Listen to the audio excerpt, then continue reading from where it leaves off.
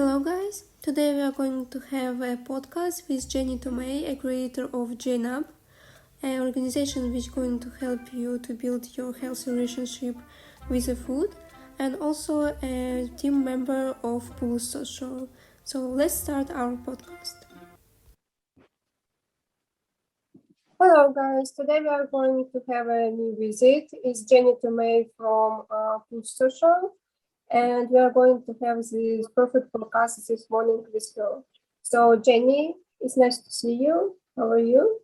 I'm good, thank you. How are you? Me too. Thank you very much for asking. And can you please maybe briefly introduce yourself to our guests?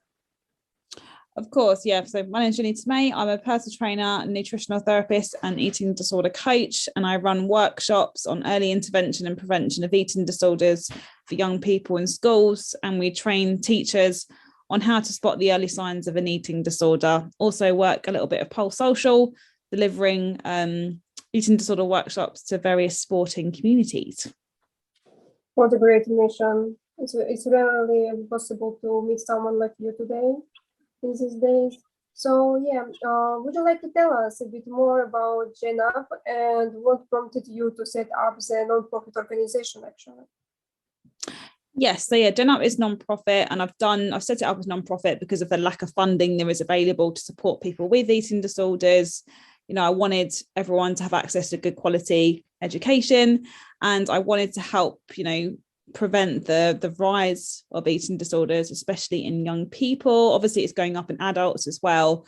So I'm really passionate about spreading awareness about eating disorders, empowering young people to do something about it, educating teachers on how to spot the early signs of an eating disorder, empowering them so they can have the tools on how to spot an eating disorder, what to do. And obviously, early intervention means, quicker recovery, less cost towards the health system.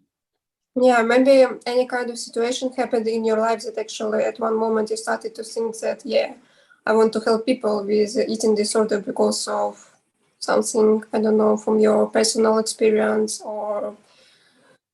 Yeah, so I had anorexia as a teenager, and it lasted for a very long time. And, there was so much, obviously I went through therapy, but I just felt like after my therapy, I didn't really feel fully recovered. And I just felt like there was something missing, like education, like just sort of knowledge around, various different aspects, especially from the emotional resilience side of it. I didn't really, know myself. I didn't know how to manage my personality. I didn't have the tools in place for that.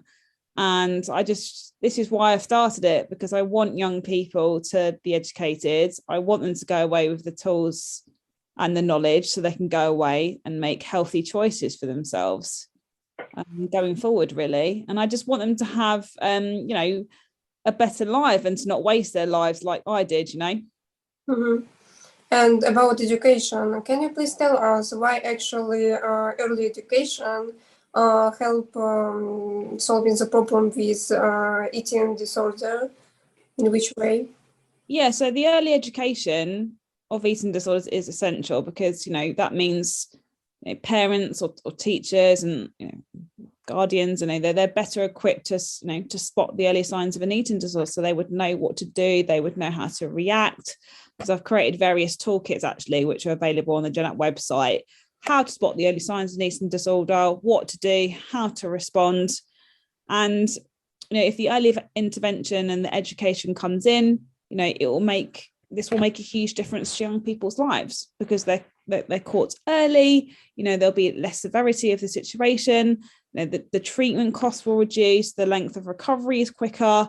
There's so many beneficial reasons as to why early intervention and more education around eating disorders will be beneficial for the whole community, really.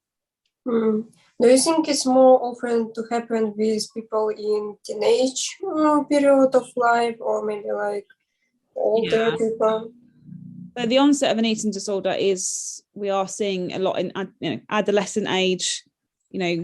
Puberty is a tough time for young people. We see a lot of eating disorders, come about then. Obviously, transition of change as well. That can also be a trigger for an eating disorder. That happened to me as well.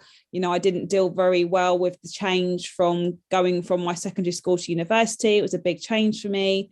I didn't have the tools in place on how to deal with that emotionally. I was very unaware that, I had quite sort of low self-esteem and high anxiety levels. And, if I had the tools in place to be able to deal with that, I fully believe I wouldn't have gone down the spiral that I went down with the anorexia.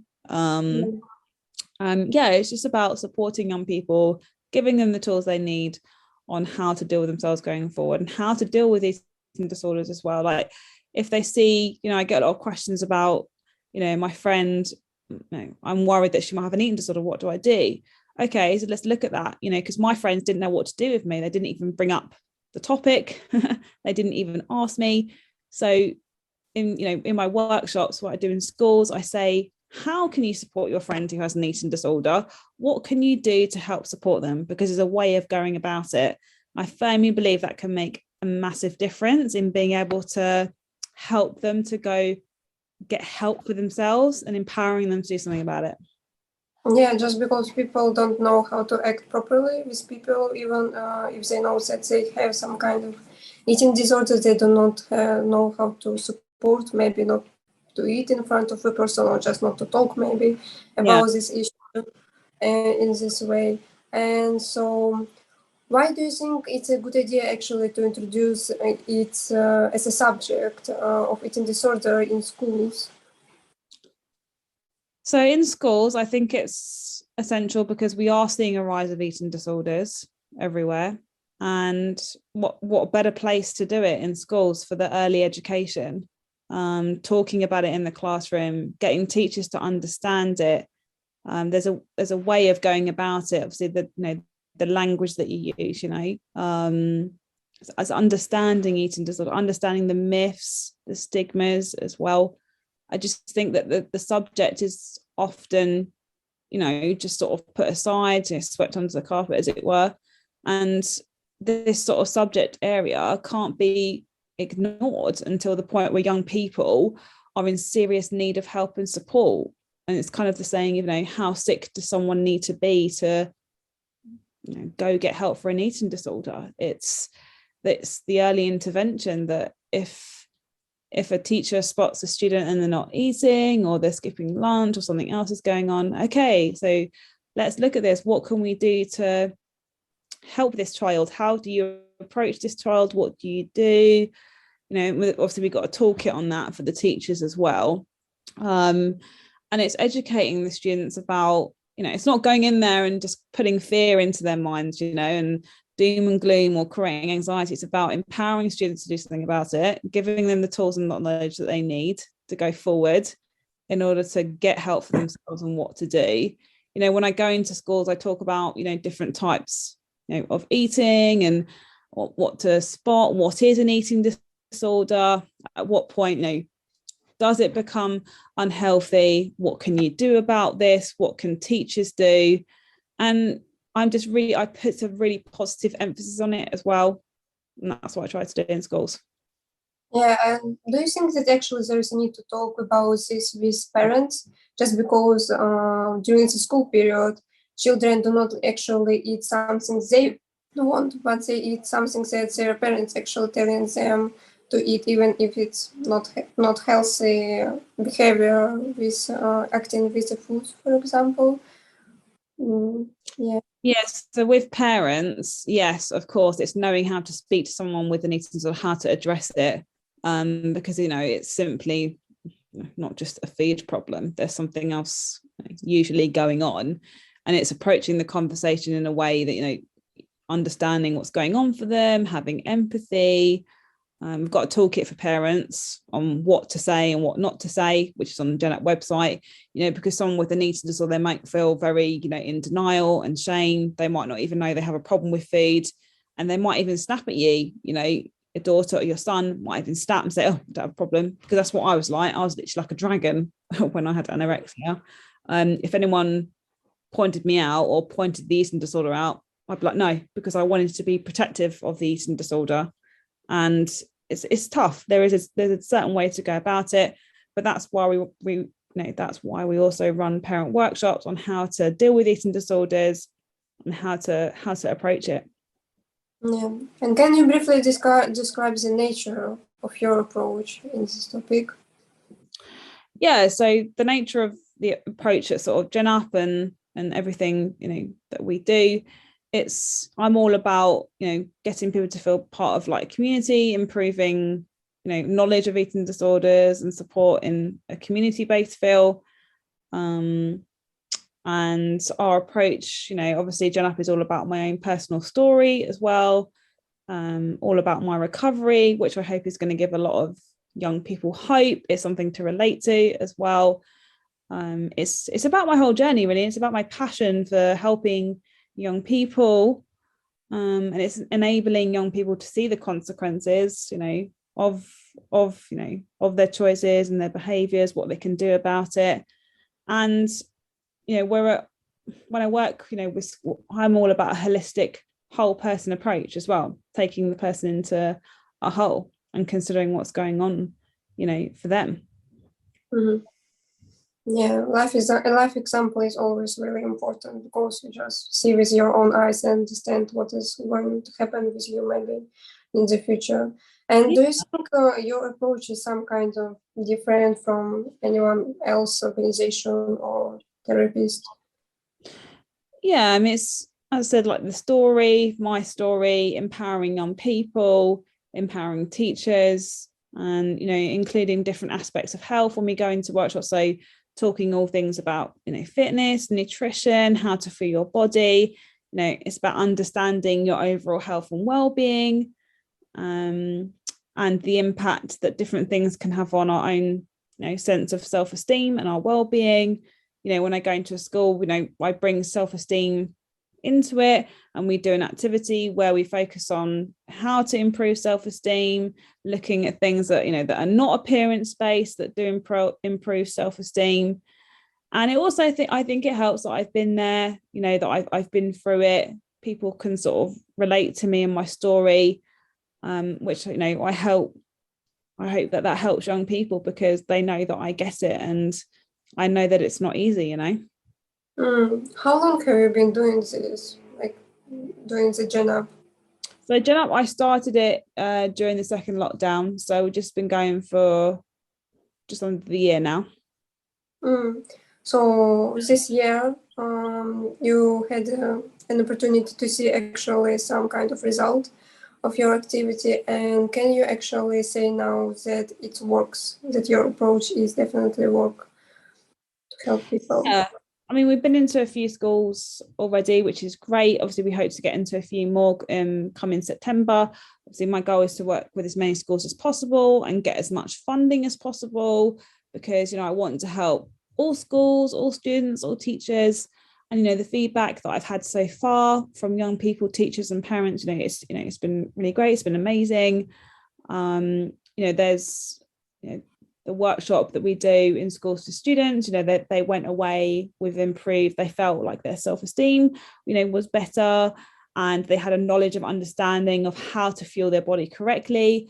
They understood the risks of dieting. They understood how to go away and help a friend that might be struggling, how to empower them to go seek help for themselves.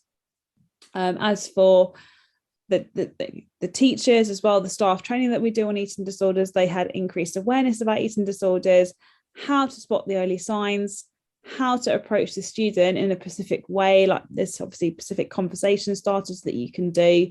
Obviously the student, might not open up to the teacher straight away, but it's looking at things like, is there another member of staff that could approach the student that's more appropriate? We mentioned about that in the training. And the feedback has been really good, just sort of generally increased knowledge about eating disorders, how to spot the early signs, how to intervene, how to get someone early help, which will all reduce, the recovery time as well for the young person. And during these lessons, do you actually see some kind of feedbacks from students? Just because I remember my school time when professionals were coming to my school and were trying to explain to me important things. Like I understand it now, but at that period of time, my classmates were just reserved, not wanted to hear something, just want to go home and think that actually it's not important. Does it actually work here in England? Do students listen to you? Yeah, of course. I mean, obviously, you're going to get the odd student that's just like, oh, don't want to be here right now. That's teenagers for you, I'm sure. But generally, the feedback has been really good. They've listened, they've participated in our activities that we do in the workshops. I try to make the workshops really interactive, so it keeps them engaged. I get them to do the work, get that sort of interaction going.